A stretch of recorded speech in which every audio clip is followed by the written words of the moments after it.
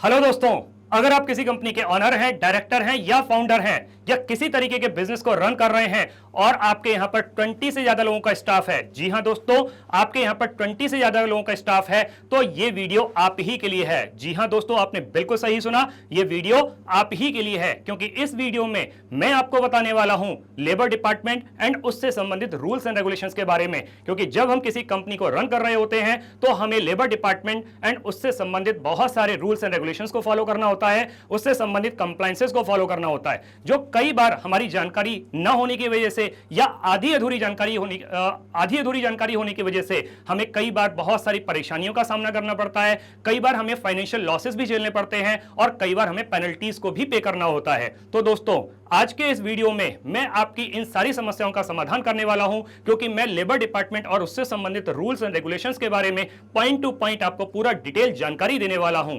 दोस्तों, इससे मेरे पुराने वीडियोस के अंदर मैं आपको लेबर डिपार्टमेंट से संबंधित एक एक्ट जिसका नाम है इक्वल रेम्युनरेशन एक्ट के बारे में पूरा डिटेल में पॉइंट टू पॉइंट 4 अलग अलग वीडियोस में पूरी जानकारी दे चुका हूं। अब इस वीडियो के अंदर जो हम बात कर रहे हैं वो मैं MP shop and establishment act के बारे में बात कर रहा हूं।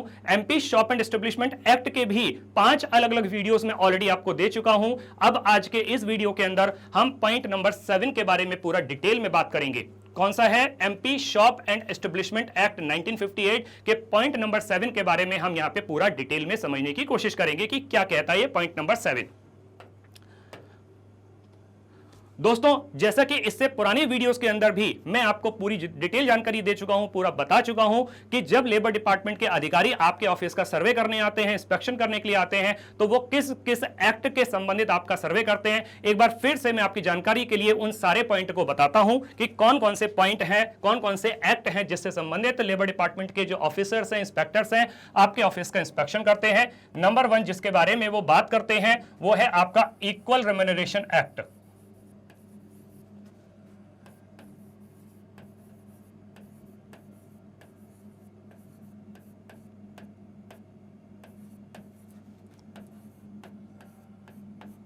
दोस्तों, नंबर 2 जिस एक्ट के बारे में वो आपसे पूरा डिटेल सर्वे करते हैं, इंस्पेक्शन करते हैं आपके ऑफिस का, आपके बिजनेस प्रेमाइसेस का, उसका नाम है MP shop and establishment act.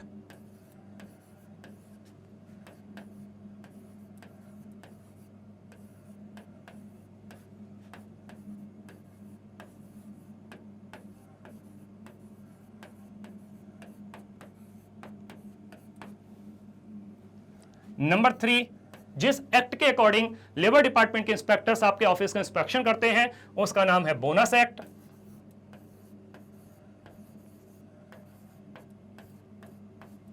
Number 4 जिस एक्ट के अकॉर्डिंग लेबर डिपार्टमेंट के इंस्पेक्टर्स आपके ऑफिस का इंस्पेक्शन करते हैं उसका नाम है minimum wages act.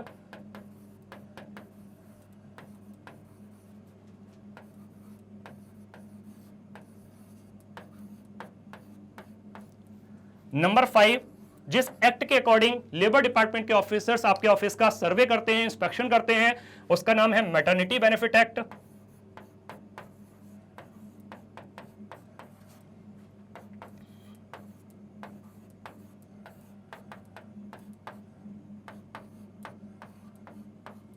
And last point number 6 जिसके बारे में जिस एक्ट के अकॉर्डिंग लेबर डिपार्टमेंट के इंस्पेक्टर्स आपके ऑफिस का इंस्पेक्शन करते हैं वो है child and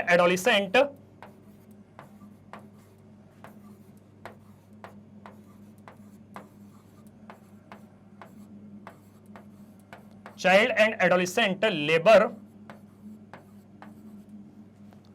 regulation and prohibition act.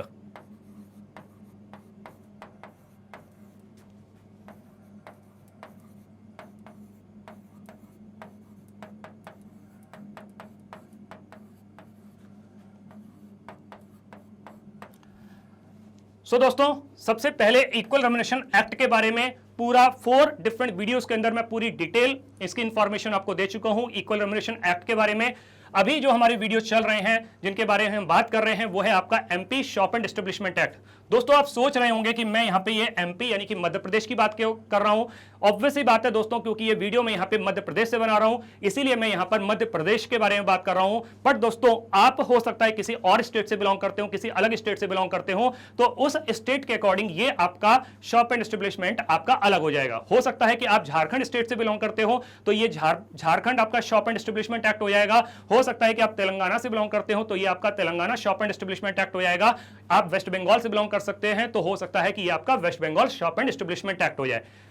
तीसरा, आगे आने वाले फ्यूचर वीडियोस के अंदर हम बोनस एक्ट के बारे में भी पूरा डिटेल में बात करेंगे, मिनिमम वेजेस एक्ट के बारे में भी पूरा डिटेल में समझेंगे कि क्या कहता है मिनिमम वेजेस एक्ट, या फिर हमारा जो मैटरनिटी बेनिफिट एक्ट है ये हमसे कौन से रूल्स एंड रेगुलेशंस को फॉलो करने के लिए कहता है, या फिर हमारा जो 6 पॉइंट पर child and adolescent labour and regulation and prohibition act है ये हमसे किस रूल एंड रेगुलेशंस के बारे में बात करता है। ये सारे के सारे मैं वीडियोस आपको पूरा डिटेल में समझाऊंगा, पूरे डिटेल में आपको इसकी जानकारी दूंगा। तो दोस्तों मेरे वीडियोस को पूरा देखना नहीं भूलिएगा और इस वीडियो को भी दोस्तों अंत तक जरूर देखिएगा। और अगर ये वीडियो आपको पसंद आए और आपको इसमें दी गई जानकारी महत्वपूर्ण लगे तो दोस्तों अपने दोस्तों के साथ शेयर करना नहीं भूलिएगा और लाइक करना नहीं भूलिएगा। तो दोस्तों जब भी कभी लेबर इंस्पेक्टर्स, लेबर ऑफिसर्स आपके ऑफिस का इंस्पेक्शन करने आते हैं तो वो एक इस तरीके का फॉर्म आपको देते हैं। पूरी डिटेल सर्वे करने के बाद में, पूरा फॉर्म फिल करने के बाद में इसकी कॉपी आपको देते हैं। तो हम इसको पहले समझते हैं कि ये फॉर्म हमसे क्या कहता है, इस फॉर्म में कौन कौन सी जानकारी दी गई है जिनसे हमें परिचित होना चाहिए, जिसके बारे में हमें पता होना चाहिए। तो सबसे पहले क्या लिखा हुआ है यहाँ पे, निरीक्षक का नाम, मतलब जिस इंस्पेक्टर ने आपके ऑफिस का इंस्पेक्शन किया उसका नाम यहां पर दिया जाएगा। जिस डेट को इंस्पेक्शन किया वो डेट यहां पे डाली जाएगी। जिस टाइम पर किया या जिस स्थान पर किया वो सर्वे, तो वो स्थान का नाम दिया जाएगा। सपोज कीजिए दोस्तों कि जैसे मैं ये वीडियो भोपाल से बना रहा हूं तो यहां पे ये भोपाल का नाम आ जाएगा, या हो सकता है किसी और प्लेस का नाम आ जाए जो भी वहां पे वो सर्वे कर रहे हैं। एक बहुत ही इंपॉर्टेंट पॉइंट, जिस एक्ट के अकॉर्डिंग वो इंस्पेक्टर आपके ऑफिस का इंस्पेक्शन कर रहा है उस एक्ट का नाम जरूर से दिया जाएगा यहाँ पे। जैसे ये MP shop and establishment act 1958 के अकॉर्डिंग ये पूरा का पूरा फॉर्म है, पूरा का पूरा इंस्पेक्शन आपका किया जा रहा है, आपके ऑफिस का इंस्पेक्शन किया जा रहा है, तो उस एक्ट का नाम यहां पर दिया जाएगा। इसके बाद में दोस्तों क्या है, यहाँ पे आपके जो कंपनी है, जो आपकी ऑर्गेनाइजेशन है, जो आपका एस्टेब्लिशमेंट है, उसका नाम, उसका एड्रेस यहां पर दिया जाएगा। आपकी यहां पर ईमेल एड्रेस दी जाएगी कि जिस कंपनी, जो भी आपकी कंपनी का ईमेल एड्रेस है वो यहां दिया जाएगा। इसके अलावा आपके कंपनी का मोबाइल नंबर यहां पर दिया जाएगा। जब आपने अपने बिजनेस को स्टार्ट किया उस समय पर आपने रजिस्ट्रेशन जरूर कराया होगा दोस्तों, तो यहां पर ये रजिस्ट्रेशन नंबर दिया जाएगा। और जिस तरीके के बिजनेस को आप रन कर रहे हैं तो वो बिजनेस की आपकी नेचर भी लिखी जाएगी कि किस तरीके का बिजनेस है। हो सकता है कि आप किसी कोई एंटरटेनमेंट कंपनी चला रहे हैं तो वो एंटरटेनमेंट कंपनी का लिखा जाएगा कि एंटरटेनमेंट का बिजनेस है। हो सकता है कि आप किसी रेस्टोरेंट को रन कर रहे हैं तो रेस्टोरेंट लिख दिया जाएगा। हो सकता है कि आप किसी फैक्ट्री में कोई मैन्युफैक्चरिंग कर रहे हैं तो यहां पे लिख दिया जाएगा कि आपके बिजनेस का नेचर क्या है, वो फैक्ट्री है या मैन्युफैक्चरिंग है। इस तरीके से जो आपकी ऑर्गेनाइजेशन है उनके ऑनर का नाम और पता यहां पर दिया जाएगा, उनके डायरेक्टर का नाम और पता यहां पर दिया जाएगा। और जो आपकी ऑर्गेनाइजेशन है उस समय पर, जिस समय पर इंस्पेक्शन किया जा रहा है, तो वहां पर जो आपके टोटल स्टाफ हैं उसमें मेल स्टाफ कितने हैं, फीमेल स्टाफ कितने हैं, उनका नंबर भी अलग अलग यहां पर भरा जाएगा आपसे इंस्पेक्शन करने के बाद में जो आप उनको बताएंगे। सपोज कीजिए कि आपकी कंपनी के अंदर मान लेते हैं कि 50 मेल एम्प्लॉइज काम कर रहे हैं और मान लेते हैं कि 40 फीमेल एम्प्लॉइज काम कर रहे हैं, तो टोटल मिलाकर के हो जाता है ये 90।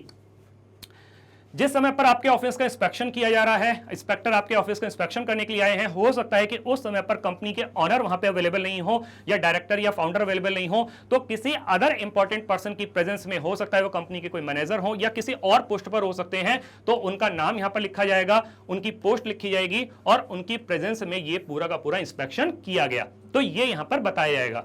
इसके अलावा जिस समय आपकी ऑर्गेनाइजेशन की स्टार्टिंग हुई उसका वर्ष यहां पे दिया जाएगा। सपोज कीजिए कि आपने अपनी कंपनी की स्टार्टिंग की थी 2000 में, तो यहां से 2000 से प्रारंभ की गई, तथा जिस समय पर आपने आपके ऑफिस का सर्वे किया गया, इंस्पेक्शन किया गया, उस समय पर कितने कर्मचारी कार्यरत पाए गए, मतलब कितने लोग एट प्रेजेंट काम कर रहे हैं। जैसे कि अभी आपने यहाँ पे टोटल लिखा 90, हो सकता है कि जिस समय उन्होंने इंस्पेक्शन किया वहां पे वो 85 हों, मे बी पॉसिबल कि जो बाकी के बचे हुए 5 एम्प्लॉइज हैं वो आपके क्या हो, एब्सेंट हो, उस दिन वो किसी वजह से वो छुट्टी पर हो। तो इस तरीके से करके ये पूरा का पूरा यहाँ पे डिटेल आपको दी जाएगी।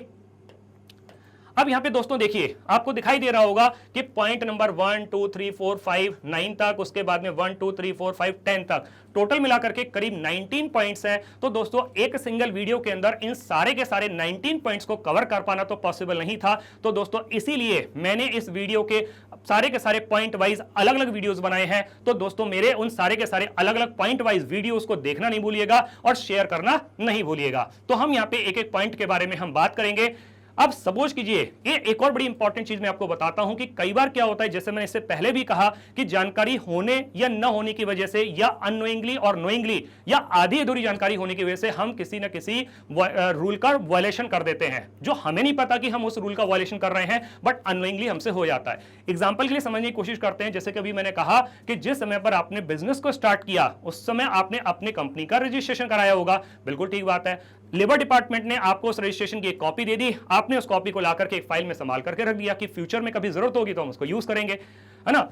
लेबर डिपार्टमेंट के इंस्पेक्टर आपका ऑफिस का सर्वे करने आते हैं और उनको आपके बिजनेस प्रेमाइसेस के अंदर उस रजिस्ट्रेशन की कॉपी दिखाई नहीं देती किसी विजिबल प्लेस पे, किसी वॉल पर, किसी नोटिस बोर्ड पर, तो वो वहीं पर आपका एक रूल का वायलेशन हो जाता है, क्योंकि आपका लेबर डिपार्टमेंट का एक ये रूल ये कहता है कि आपको अपने रजिस्ट्रेशन की कॉपी अपने एक ऑफिस के अंदर, अपने बिजनेस प्रेमाइसेस के अंदर एक विजिबल प्लेस पर लगा करके रखना है। और वो विजिबल प्लेस आपकी कोई वॉल हो सकती है या कोई आपका कोई नोटिस बोर्ड हो सकता है, लेकिन चूंकि आपको जानकारी नहीं थी, जानकारी का अभाव था, इस वजह से आपने उसको किया नहीं, फॉलो नहीं कर पाए, तो जिस वजह से आपने एक रूल का वायलेशन कर दिया। तो इसीलिए यहां पर लिखा गया है कि किसी भी तरीके के उल्लंघन के संबंध में, मतलब यहां पर ये जो सारे के सारे पॉइंट दिए गए हैं, आपके ऑफिस का पूरा इंस्पेक्शन करने के बाद में लेबर डिपार्टमेंट के अधिकारी, लेबर डिपार्टमेंट के जो इंस्पेक्टर्स हैं, वो किसी पॉइंट पर आपका यस लिखेंगे, जो उनको पॉइंट मिलेगा कि आप फॉलो कर रहे हैं। कहीं पर यस होगा, कहीं पर नो होगा, कहीं पर यस होगा, कहीं पर नो होगा।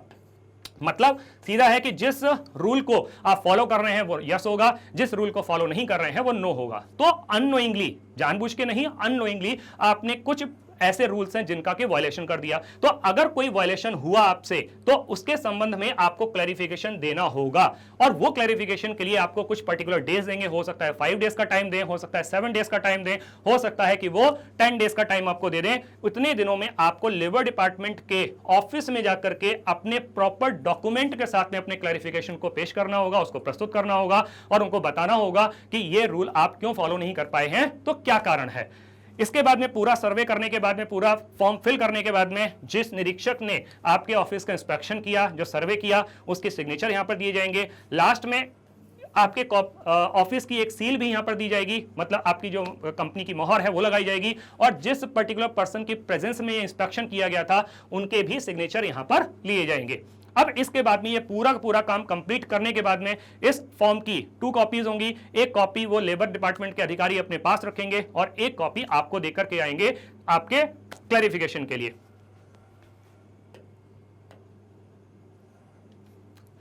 अब जो पॉइंट नंबर 7 के बारे में हम बात कर रहे थे, जो पॉइंट नंबर 7 है किसका, MP shop and establishment act का, ये हमसे क्या कहता है। अब इस पॉइंट को हम दोस्तों समझते हैं कि धारा 26 नियम 13(2) के अनुसार यहां पे हमारी जो सेक्शन लग रही है वो सेक्शन 26 है और रूल 13.2 है। इसके अनुसार कार्यरत श्रमिकों, कर्मचारियों से 8 घंटे प्रतिदिन कार्य लिया जाना, यानी कि ये जो रूल है, ये जो आपकी सेक्शन 26 है, ये आपसे क्या कहती है कि आपके जो एम्प्लॉइज हैं वो आपके ऑफिस के अंदर 8 घंटे ही काम कर सकते हैं, 8 घंटे से ज्यादा का काम नहीं कर सकते हैं। So working hours of workers और the employees working in the establishment, यानी कि जो भी आपके स्टाफ है, जो भी वर्कर्स हैं, जो भी एम्प्लॉइज हैं, जो आपके ऑफिस में काम कर रहे हैं, तो वो क्या कर सकते हैं, वो आपके एस्टेब्लिशमेंट में काम कर सकते हैं नॉट एक्सीडिंग 8 आवर्स, 8 घंटे से ज्यादा वो काम नहीं कर सकते हैं। मतलब कहने का सीधा सीधा ये है कि अगर कोई ऑर्गेनाइजेशन के जो ऑनर हैं, डायरेक्टर हैं, अगर किसी एम्प्लॉय से 8 घंटे से ज्यादा काम करा रहे हैं तो कहीं ना कहीं वो रूल का वायलेशन कर रहे हैं। A day as per section 26 and rule 13(2).